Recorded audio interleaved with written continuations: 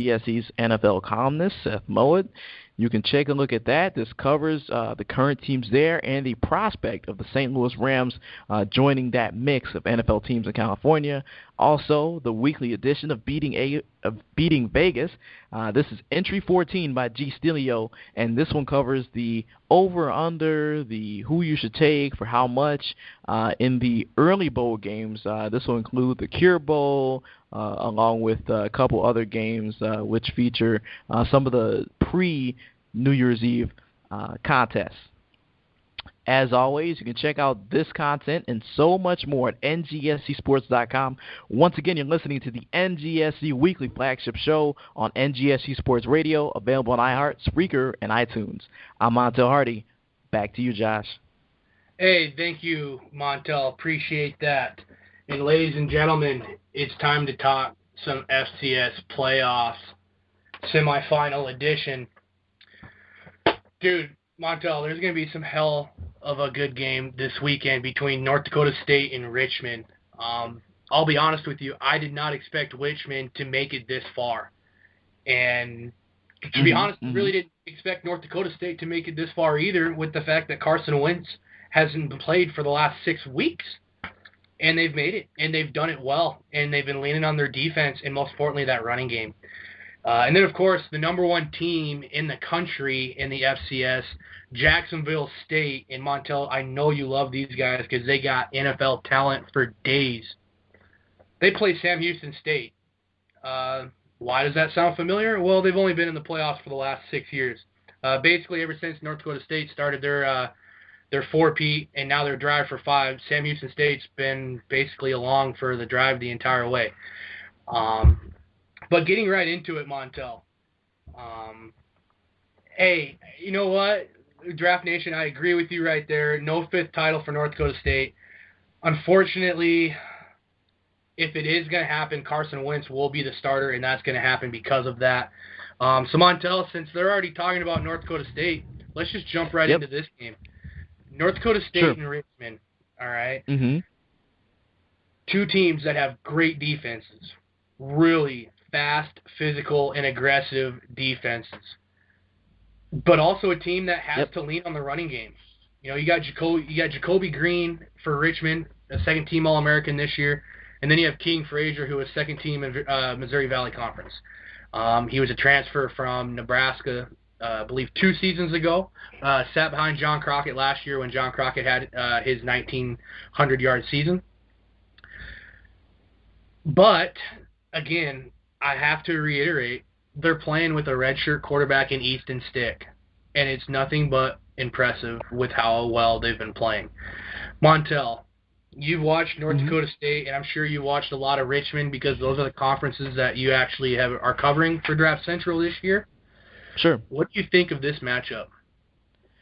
Well, it's going to be fun to see. I think, you know me, Josh. I was pulling for Illinois State to get that win, and Richmond kind of put them away, and, you know, there it is. But, you know, this is going to be a good game to watch. I think North Dakota State, just like you said, found a way to win without Wentz, which is extremely difficult, but I think it speaks to how good their offensive line is and how good their defense is, because both impressed me in their last matchup.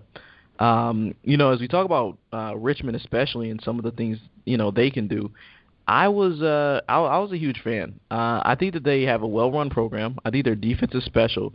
And that offense, the way it runs, I mean, they move the football down the field. You know what I'm saying? Like, what did you think of how they did Illinois State early in that game? Got them into that big deficit, and then, you know, they can't really run the ball the way they want to. I mean, wasn't it incredible? Yes. Yeah, whenever you take away Marshawn Coprich, man, if anybody has had a chance to watch Illinois State, if you can take away Marshawn Coprich, you got a very good chance of winning that football game. And they haven't lost a whole lot this season. They had some nail-biters during the year. Obviously, they got blown out by Iowa at the beginning of the year, and we all know how well Iowa's season has gone for them so far this season. But even in that game, he's made some great cuts. He made NFL-caliber cuts and actually busted off some NFL-caliber runs. So it's going to be interesting to see, for me, if they can get Zach Vraw involved, the fifth-year senior wide receiver for North Dakota State, who's actually now holds all of their receiving records. If him and Easton Stick can get on the same page, we're going to be looking at something awesome here. But I also talked to my source at North Dakota State, and they said that Carson has a probability of playing this weekend, depending on that wrist. Would I prefer it? No, but this is a big enough game. It is a home environment, and anybody who's never been to the Fargo Dome, just trust me, it is hard to play in that stadium. Just go ahead and ask the University of Montana. They're 0-2 in 2 years playing there. It is a very, very tough environment. 19,000 fans. It's in a dome. Obviously, it's why it's called the Fargo Dome.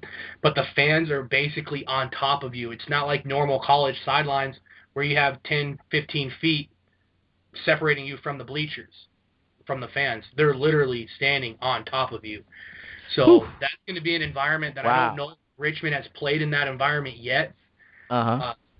I mean, I would channel to say that North Dakota State's probably, even with some FBS conferences or schools out there, it might be one of the most hostile environments just because of how rowdy their fans get, especially with the fact that they're more rowdier than ever because they're on the drive for 5 and their confidence is sky high as fans because they've won 4 national championships. I personally don't believe Richmond's going to be able to get this game done. I think North Dakota State's going to be too much for them. I think anytime you have a running back with the talent of King Frazier and an offensive line that's anchored by a 2-time All-American in Colton Haig, and also you have a 2-time All-American fullback in Andrew Bonnet, they're going to lean and run on the running game all game long. And if anybody's watched North Dakota State this season, that is definitely a strength of theirs, is that their offensive line might be one of the best in the entire country. They're all guys that have grown together over the last 4 years. They've only graduated 1 or 2 guys off those national championship teams, most notably being Billy Turner. The rest of these offensive linemen have seen playing time during that span of their 4 national championships, and we're seeing why they've been playing so well this season with that offensive line in terms of the running game. So unfortunately, I don't like to pull for North Dakota State, but with a former coach being a coach there now, and me partially being from North Dakota, having gone to school there, I will pull for North Dakota State. I expect North Dakota State to win in a close one, 7 or less, and they'll go on to the national championship game. Yeah, I don't really want them to win, but I think it's going to happen. It's weird how they can do it without wins. His backup threw the ball particularly well in the last game. Yeah, and that's the thing that surprised us, is that you look at that Montana game, and he couldn't throw the ball at all. And now against UNI, he had to make some really big throws, and he came up with them. Yeah. I mean, you could argue, Montel, I'm sure you watched the game. If he didn't make some of the throws that he made, UNI probably wins that football game. And we could be talking about UNI Richmond. Yeah. And they have one of the better defenses. My conference database is just loaded with UNI prospects. They can compete. So I was expecting them to win that game. But since they beat them, I don't think Richmond's a bigger test. And I think it'll be North Dakota State plus 10. I don't think it'll even be super close. So I like actually I'm going to say that I like that. I really do like that. I like that a lot, actually. Because I could see it. I could see it happen. But did we lose Montel at all? Is he still there? Oh, I'm here. I'm sorry. What did you say? No. Oh no, you're good. I was just saying that I really like that. Like, actually, I'm not gonna take away from Richmond too much. So I'll give them the benefit of the doubt. That'll be a 7-point or less game. Yeah, no, I agree. And by the way, I heard you, but I'm a little under the weather. So I kind of just had one of those coughing attacks just now. So if you don't hear from me for a few seconds, I'm kind of hacking up something, and it's probably pretty gross. But anyways, yeah, I agree. I think it'll be fun to watch a game. Yeah, see? Yeah, yeah. I can't wait. And this weekend I'll be back at home in Chicago, so I'll get a chance to watch on real cable and watch the live game and watch several sports channels at once as opposed to here. But I love my Roku, but it's just not the same. Hey, that's the truth, man. Friday night, ESPN2, North Dakota State, Richmond, 8 o'clock. I believe it's 8 o'clock Eastern time. Check into that. Montel, we'll get into this one really quick. Jacksonville State, Sam Houston State. Personally, Jacksonville State's going to wipe the floor with them. I think this is going to be a 21-point game. Sam Houston State just hasn't played talented teams.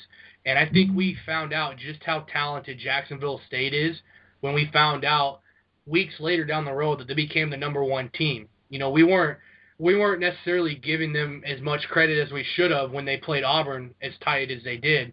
And now that we found out that they, weeks later, that they were the number one team in the country after NDSU loses, after Coastal Carolina loses, we're like, okay, wow, and this team may be pretty good. And then it comes playoff time, and they win by 58, and they win by 48, and then it's like, wow, okay, yeah, this team's legit. It's going to be a Jacksonville State, North Dakota State matchup. I think that that's the way it's going to be because of how well Jacksonville State played against Auburn. They're on a mission. Mm-hmm. They're on a mission. Absolutely. And I think that it would be interesting to see if they going to beat North Dakota State for the 5-time. Mm-hmm. I'd like to see it, and I'd want to see just how they play them, given the importance of that game.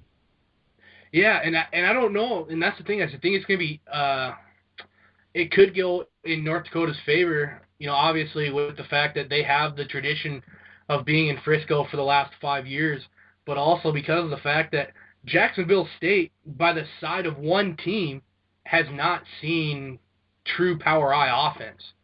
North Dakota State is the true old school, run it down your throat, North Turner, where it's 3-4 motions at a time, but they're all running out of double tight ends and, I formation. It's going to be a talented football game in terms of NFL potential. It's going to be loaded with talent, but it's going to be even more of a talented game plan defensively. If Jacksonville State draws up a great defensive game plan, and if Carson can't play and they have to put the ball in Easton's hand, this could go Jacksonville State's way. I'm not going to get into that until we find out who's going to be in the national championship game, but I will say that my pick for the national championship is going to be Jacksonville State, North Dakota State. Okay, completely fair, and I think Jacksonville State will fight though. They'll compete because I did see their last game. They can compete, but I don't think they'll hold. I don't think they'll hold North Dakota State off for too long. So I give it to them. And that game will be on ESPNU on Saturday at 4 p.m. So make sure you guys tune into those two games as well. But Montel, I got to ask you a question. Have you ever seen Star Wars?